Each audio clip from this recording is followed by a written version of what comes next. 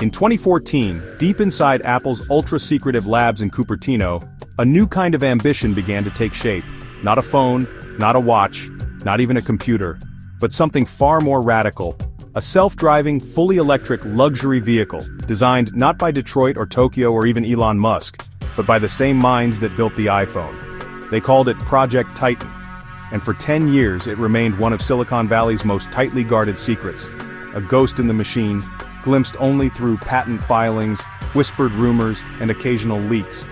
Apple had a vision to reinvent the car, just as they'd reinvented the phone, and they weren't messing around. They hired hundreds of the world's top automotive engineers, AI specialists, battery scientists, even poaching talent from Tesla, Lamborghini, NASA, and by 2023, they had spent over $10 billion trying to bring that dream to life. But then, in early 2024, it was over. Quietly, no keynote, no press release, just a leaked memo. Apple had shut down Project Titan. A decade of work, gone, no car, no product, no explanation. This is not just the story of a failed product, this is the story of how the most powerful tech company on Earth, with endless money, genius engineers, and global influence, still couldn't crack the car. A story of secrecy, ego, power struggles, and the brutal reality of hardware. This is the $10 billion failure of the Apple car.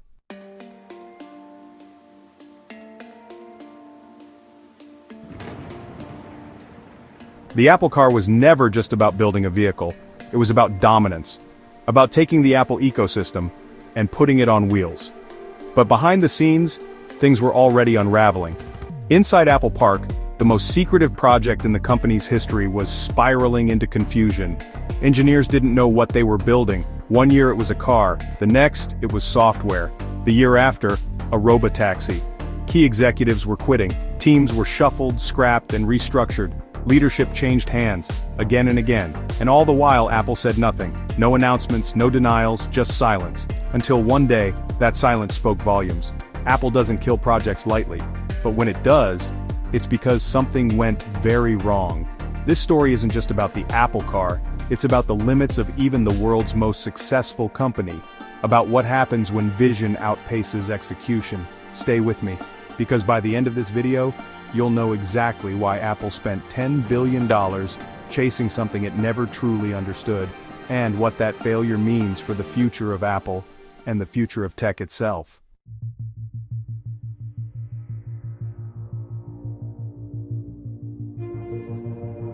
It all began in 2014, when Apple, the world's most valuable tech company, secretly embarked on one of its most ambitious projects yet.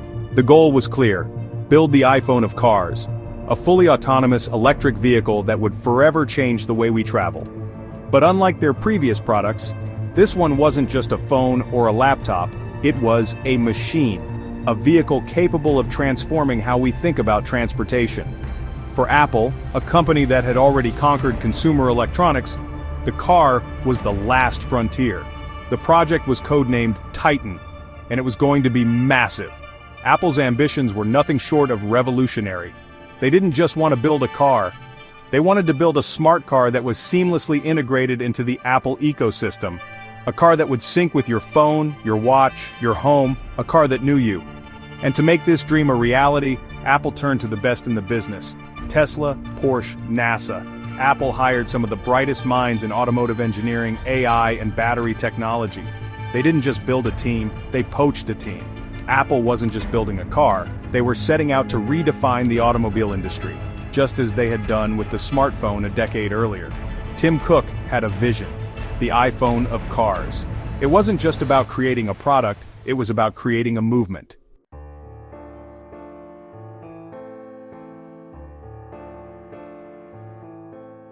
As Apple's car project took shape, one thing became clear: secrecy. The very thing that had once been a cornerstone of Apple's success had now become a barrier. In the beginning, secrecy was necessary. Apple wanted to control every aspect of the process. But as the years went on, this obsession with keeping everything behind closed doors started to hurt the project. Without open communication, without a clear path forward, the team started to splinter. Engineering teams were working in the dark, never quite sure what the final product was supposed to look like. Was this a car? Or was it a platform for software? A ride-sharing service? Maybe an autonomous vehicle that could revolutionize the transportation industry. Every time an answer was given, it only led to more questions. There was no unified vision, no clear direction. The project morphed constantly. One year, Apple was developing a fully autonomous electric car. The next, they were working on an autonomous ride-hailing system. The engineers were building the car, but they weren't even sure what they were building. And this uncertainty created chaos. By 2016, the cracks started to show. Leadership began to shift, constantly. The original visionaries had moved on, and new executives took their place. Key talent began to leave, frustrated by the lack of focus, unclear goals, and the chaos of a project without a clear mission. It wasn't just the engineers, whole teams began to collapse. Jobs were shuffled, and the company was forced to reset over and over again. Apple's once flawless reputation for innovation was now being overshadowed by a dark cloud of internal conflict. Was this a revolution in the making, or was it simply the unraveling of a dream?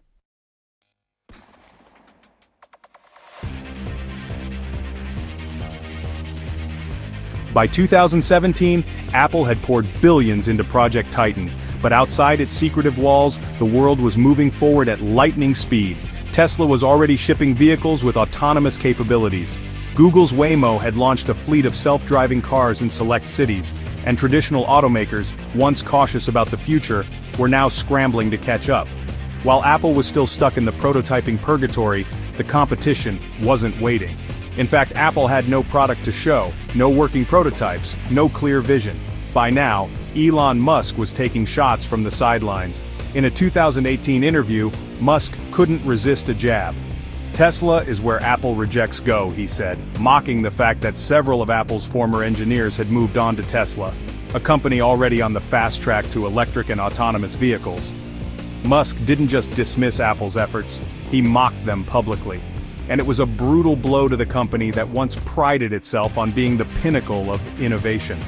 Apple, for all its power, seemed unable to match the pace of Tesla's relentless progress. While the world's attention was on Musk, Waymo, and other players in the autonomous driving race, Apple was still wrestling with its identity. Was it a tech company building a car, or was it an automaker trying to create software? Either way, it was losing time and momentum.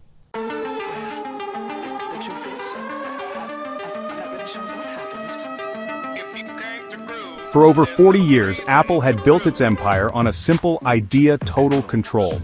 The company had mastered the art of seamless integration, designing both hardware and software to work in perfect harmony. Every iPhone, iPad, and MacBook was a testament to Apple's philosophy: we do it all. And this was Apple's strength. The company's control over both the design and manufacturing processes allowed it to deliver products that were both high quality and user-friendly. But when it came to building a car, things were different. Cars are not like smartphones. They require massive infrastructure, partnerships, and a whole new level of complexity. Manufacturing a car isn't just about assembling parts in a clean, controlled factory. It's about sourcing materials globally, negotiating with suppliers, and navigating a labyrinth of safety regulations. And this is where Apple's model broke down. Cars aren't just high-tech gadgets. They need parts from multiple suppliers, partnerships with auto manufacturers, and, crucially, they need access to distribution networks. But Apple didn't want to share control. Apple wasn't built to play nicely with others. It was built to dominate its own ecosystem. And that was a problem. Apple's unwillingness to collaborate with other car manufacturers or share critical components was a major stumbling block. It wasn't that Apple didn't have the resources, it was that their way of doing things, the very control they valued, was the thing holding them back. In the end, Apple's strength, its need for total control, became one of its greatest weaknesses.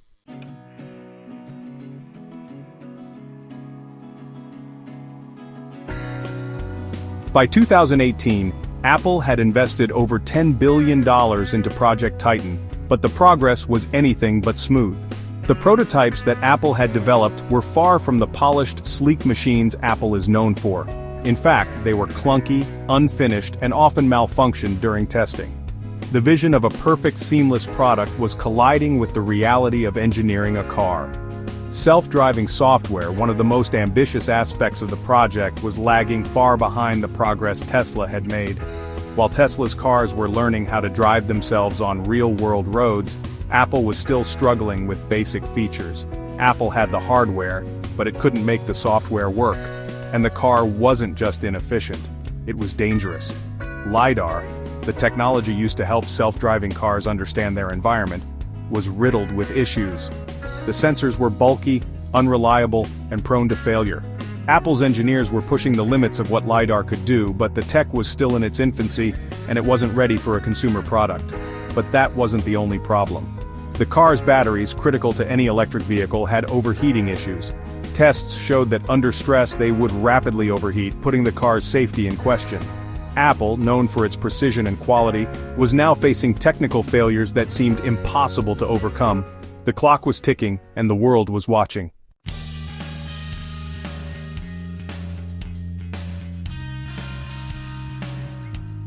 By 2019, it was clear to everyone at Apple, the dream of building a fully autonomous car was slipping through their fingers. After years of struggle, setbacks, and missed deadlines, the decision was made to pivot. Apple would no longer build a full car. Instead, they would focus on something more manageable, the self-driving system. This shift wasn't just about simplifying the project, it was a desperate attempt to salvage what remained of Project Titan's vision. Apple was scaling back, but it was still determined to change the future of transportation, just not in the way they had originally envisioned. To guide this new direction, Apple hired Kevin Lynch, the exec who had led the Apple Watch team to success. Lynch, a seasoned leader with experience in designing user interfaces, was tasked with taking the complex, fragmented car project and streamlining it into a self-driving system.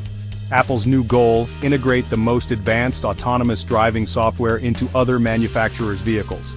But despite this new focus, the project was still plagued by delays and a lack of clear direction. Apple's car project, once a shining symbol of innovation, had now become a confusing, fragmented effort with no solid prototype to show for all the years of investment.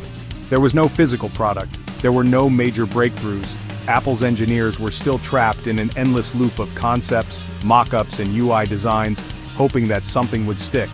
By 2022, Apple was no closer to a self-driving car than it had been in 2014, and the dream was starting to look like just that, a dream.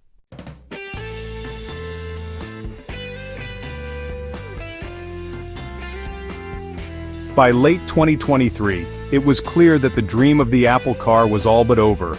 After years of delays, shifting goals, and broken promises, Apple's ambitious car project finally reached its breaking point. Layoffs began, with employees who had poured years of their lives into the project now being let go. The layoffs weren't just a sign of failure, they were the death knell of what had once been one of Apple's most closely guarded and highly anticipated ventures. In 2024, with no car released, no functioning prototype, and billions of dollars down the drain, Apple made the decision to quietly disband Project Titan. The once bright hope for a self-driving revolution now seemed like a distant memory. Apple had burned through $10 billion, and all they had to show for it was a few prototypes that never saw the light of day. The company, known for its precision and innovation, couldn't crack the code on the future of transportation. The Apple car was a failure, and the lessons learned from that failure would now be forgotten, replaced by a new priority: AI. With the car division shut down, Apple reallocated its remaining talent to work on something even bigger: artificial intelligence. The dream of a self-driving car was replaced with the pursuit of next-generation AI software that could reshape the tech world. In the end, Apple's biggest failure became its greatest pivot. But for all the ambition, for all the money spent, the Apple car became nothing more than a cautionary tale in Silicon Valley. A project that promised the world, but could never deliver.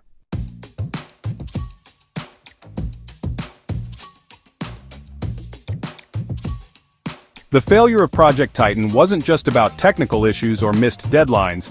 There were deeper, more fundamental reasons why Apple couldn't make the Apple car a reality. First, there was a culture clash. Apple is a consumer tech company, not a mobility giant. It has built its empire on creating sleek devices that fit into people's everyday lives. Cars, however, are a completely different beast. Apple had no experience in the automotive world, and that was a massive oversight. Building a car isn't just about sleek design and cutting-edge technology.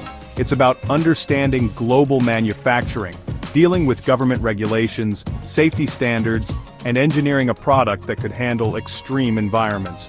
Then there was the leadership issue. Without the visionary leadership of Steve Jobs, Apple lacked the figure who could force a unified vision through the ranks. Jobs was a master at pushing his teams beyond what seemed possible. Without that driving force, Project Titan floundered. In many ways, Apple was trying to do something that didn't align with its strengths, and by the time they recognized it, they were already too late.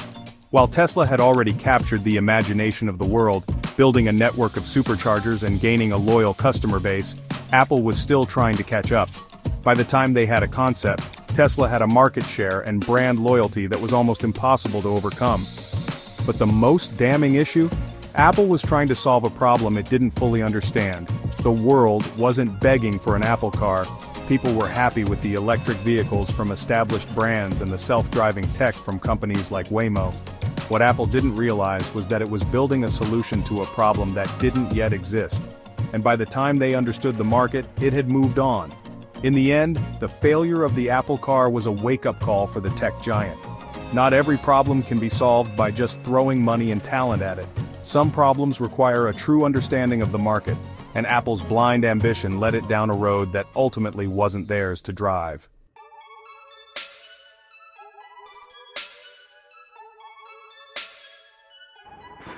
So, what does the failure of the Apple car mean for the future of tech and mobility? Apple isn't likely to give up on the automotive market entirely. Instead, the company will probably pivot towards AI and mobility partnerships. It's no longer about building a car from scratch. It's about building the technology that powers the next generation of vehicles. Apple is already a leader in AI, and it's likely we'll see the company integrate its advanced AI capabilities into existing platforms, working with other automakers to create the future of autonomous driving.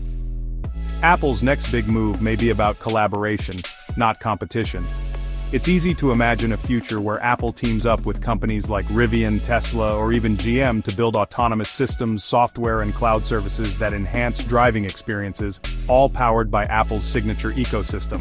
As for Tesla, its dominance in the electric car and self-driving tech market is set to continue.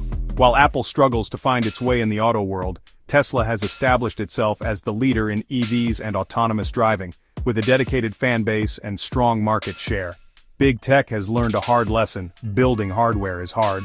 The Apple car, along with the failures of other companies like Google's Waymo and Sony's Vision S, shows that even the most well-funded and powerful tech companies struggle to make the leap from software and consumer gadgets to complex, high-stakes industries like automotive manufacturing.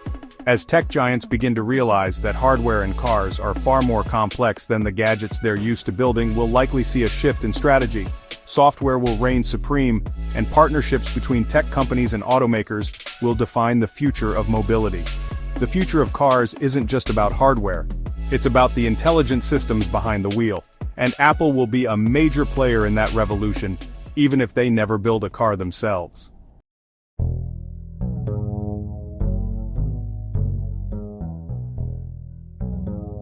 The Apple car wasn't just a $10 billion mistake, it was a reality check. Even the biggest tech empire on the planet can fall short when vision and execution don't align. Apple's ambition to revolutionize the car industry was bold, but in the end, it was a reminder that even the best ideas can fail if the pieces don't come together. The Apple car will go down in history as a cautionary tale of unchecked ambition, a vision too big for its time, and a failure to understand the true challenges of innovation. But for Apple, the journey doesn't stop here. The lessons learned from Project Titan will inform their next moves, and even if they never build a car, they'll still shape the future of mobility. But what do you think? Should Apple have pushed forward with the car project, or was it time to cut their losses? Let me know in the comments below. If you enjoyed this deep dive into Apple's car saga, smash that like button. And don't forget to hit subscribe for weekly tech breakdowns, where we go beyond the headlines and explore the stories that truly matter.